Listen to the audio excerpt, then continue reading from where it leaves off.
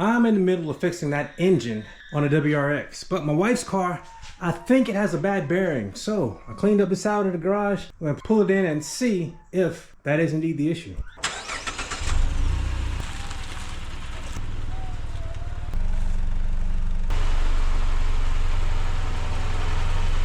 It's gonna be tight, but I think I can make it work.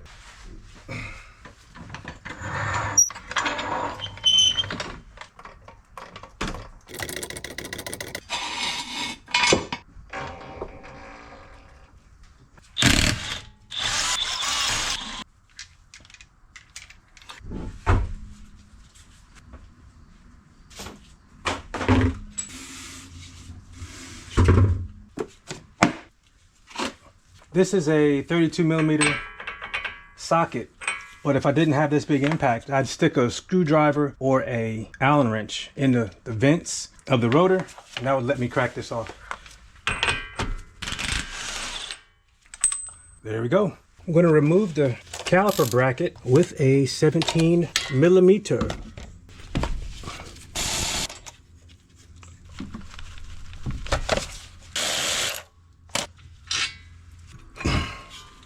Oh, it's about time for brakes too. Makes sense. Last time I did front and rears at around the same time. Let's see, would that be out of the way enough? I don't think so.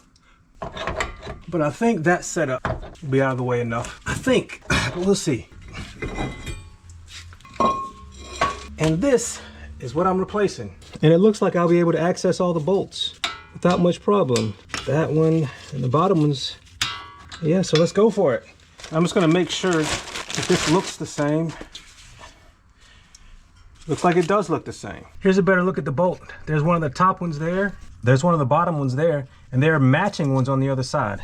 So there's the top one there and the bottom one right there. All right, let's see how hard they are to loosen. Not too bad.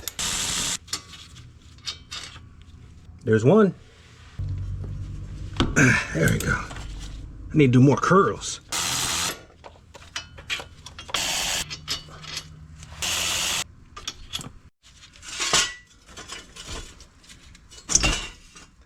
All right, and it is off. Dust shield. And you know, it probably would have been smart to remove this ABS sensor before I took this off. So I'm gonna take it off now. So if you're watching this video, in order to do this, go ahead and take this off first and sit it aside. I don't think I damaged it, but it'd just be smart. Now just sit it up here. I can't tell what's happening in there, but I'm definitely gonna clean it up real good and re-grease this. What is this here? That's just grease. Like, yeah, I don't know what that is, where it came from, but I don't think it should be there. And again, the car drove fine, it just was noisy. But this one is a lot tighter, so we'll see if this solves the issue.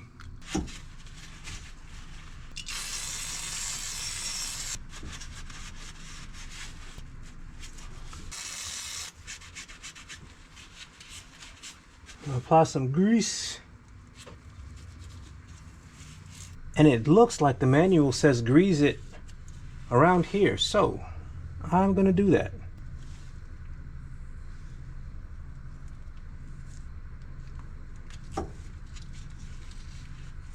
All right, got grease on it. If you're a Mazda tech or a Mazda expert and you know better, holla at your boy. Y'all see me doing this, y'all see what I forgot. Y'all let me not put the heat shield on. Alright, this is the way it's supposed to be.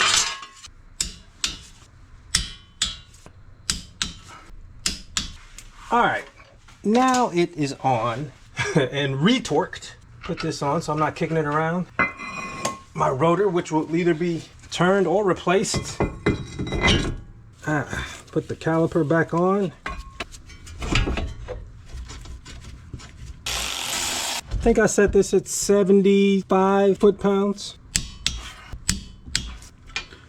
And this has an interesting procedure. So I'm gonna torque it to 90 foot-pounds. Then I'm gonna loosen it 180. I almost bust my tail. That's 180 loosened.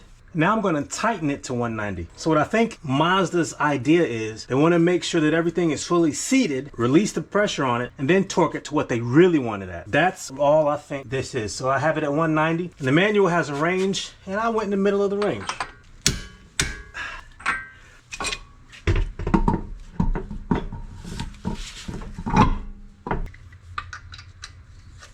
Recently, when I did my sister-in-law's Pacifica, I actually left my other green bungee cord up here after I was using it, so definitely never going to forget that again.